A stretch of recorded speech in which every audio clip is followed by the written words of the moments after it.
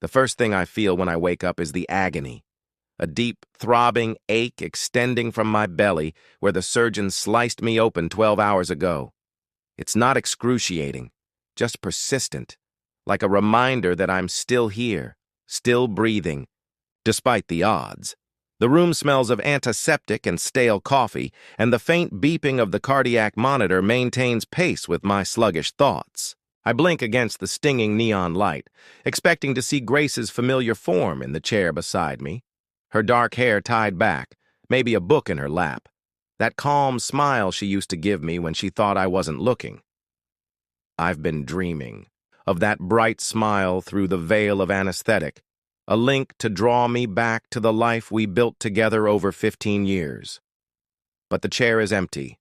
No Grace, no sweet reassurances, just a sterile hospital room and a weight on my chest that has nothing to do with the procedure. I shift slightly, wincing as the stitches pull. That's when I see it.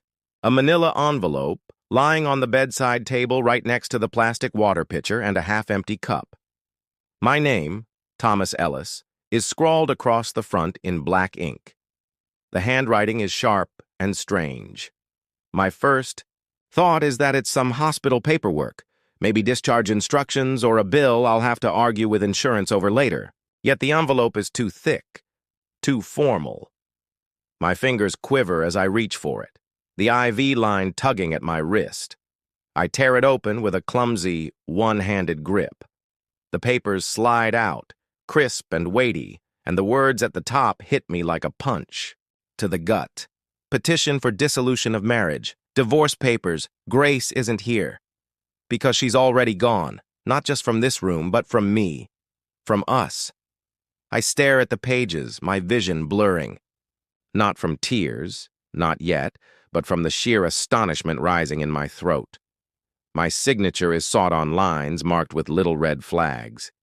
There's a prepared note attached, chilly and clinical, informing me that Grace plans to end our marriage, effective immediately. No explanation, no "I'm sorry, Tom." Nothing to ease the blow. Just legal clauses and deadlines. 15 years, our house, our late-night talks, the way she hummed off-key in the kitchen, reduced to this. A stack of paper handed to me while I'm still tethered to a morphine drip. Try to sit up, but the pain intensifies, forcing me back against the pillows. A choking sound escapes my throat, half groan, half laugh. She didn't even have the guts to tell me herself. She waited until I was cut open, vulnerable, trapped in this hospital bed, then she struck. The room feels smaller now, the walls squeezing in as my mind races. Was this planned? Did she sit at our dining table, the one we picked out together in that little antique shop in Vermont, plotting this while I was prepping for surgery? I replay the last few weeks. The way her eyes were distant. The late nights at the office, excused. By a big project. The way she shrank away when I tried to hold her, I chalked it up to stress. Thought maybe my health scare was creating distance between us. But no. I was so focused on surviving the operation that I didn't see the real threat coming. Grace. My Grace. The woman I vowed to love in sickness and in health. Abandoning me when I needed her most. I dropped the papers onto my lap, my fingers trembling. The heart monitor picks up speed, beep, beep, beep, louder, more frantic. A nurse rushes in. Young, with a bouncing ponytail. She checks the machine, then my chart. "Are you okay, Mr. Ellis? Your heart rate is spiking." I want to tell her, no, I'm not okay. My wife just gutted me worse than the surgeons did, but the words won't come. Instead, I nod, forcing a tight smile. "Just adjusting," I mutter.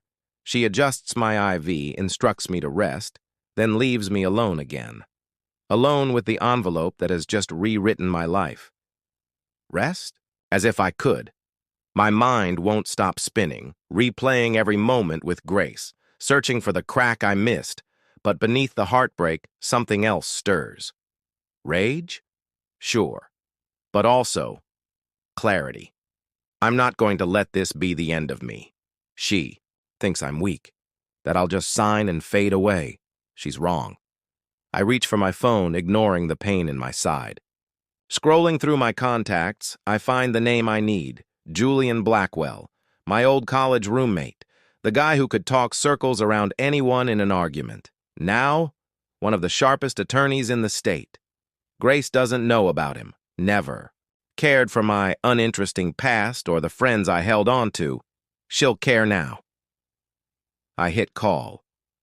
Julian picks up on the second ring. His voice is steady, familiar. Tom, you out of surgery? How are you holding up? I take a breath, steadying myself. I'm alive, I say, but Grace just served me divorce papers, right here, in the hospital. A pause, then a low chuckle, not mocking, but deadly, like a predator sizing up its prey. She picked the wrong person to mess with, Julian says. Give me everything you've got. I'll handle it. Rest up, Tom. We've got work to do. I hang up. The phone slips from my fingers as I lean back, staring at the ceiling. Grace wanted a war. She's about to get one, and she has no idea who's coming for her. You look like hell, he says, settling into the chair Grace never bothered to occupy. Thanks, I shoot back, managing a weak smirk. Surgery and treachery will do that.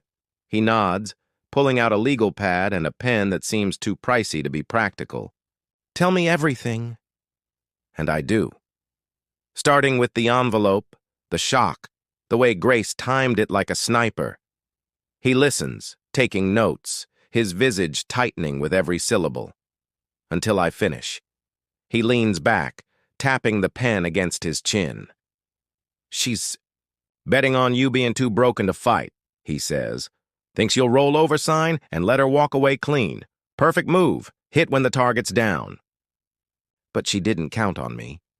I sense a spark of something like hope. Frail but real. What's our play? I ask. He grins again, colder this time. First, we don't react. Let her stew. She'll hear I'm on this soon enough. Word spreads rapidly in legal circles. When she does, she'll panic. Individuals like her always do when they know they're outmatched. I nod, believing him completely. Julian doesn't bluff. He wins. Sure enough, it takes less than 24 hours for the cracks to show. I'm napping, the pain meds pushing me under, when suddenly my phone buzzes. It's a text from Grace, not the lawyer, not some intermediary, but her, Tom. Who's Julian Blackwell? Why is he calling my attorney? I gaze at the screen, my heart racing. She's rattled. I can hear it in the words, the lack of her usual polish. I don't reply. Not yet. Julian told me quiet is a weapon, and I'm learning to wield it. Another message comes an hour later. We need to talk about this. I didn't plan for it to go this way. She intended every second of it. She just didn't expect resistance. I call Julian instead, reading him the texts. He laughs, a sharp, happy sound. She's already backpedaling. Good. Let her squirm a little. Longer. I've had my team gathering records, financial, communications, anything she's hiding. We'll know more by tomorrow. I lean back, the pillow soft against my neck, and let that sink in. Grace always saw me as the soft one, the dependable husband who'd take her moods and her distance without pushing back. She teased me about it sometimes. You're too sweet, Tom. Too easy. Maybe I was, but not anymore. The surgery might have left me weak in body, but it's waking something else, something Grace never bothered to notice. By the next morning, Julian's back with a folder and a coffee for me. Black, no sugar, just as I like it. First taste of her panic, he says, flipping the folder open. Inside are call logs. Grace's. Attorney Carter Briggs reaching out to mutual connections asking about Julian. There's a voicemail transcript, too. Carter's voice, tight and jittery. Blackwell's a shark. What's his angle? Call me. I look up, meeting Julian's eyes. She's terrified, I respond. And it's not a question. Scared, he corrects. If she wants war, let's make sure she regrets picking the battlefield. You rest, Tom. I'll handle the opening salvo. I sip the coffee, the sharpness grounding me as I watch him leave. Grace believed she could bury me in that envelope, that I'd fall beneath the weight of her betrayal. Yet she didn't see Julian coming. She didn't see me approaching. For the first time since I woke up, the agony feels secondary. I'm not just surviving this, I'm battling, and I'm not alone.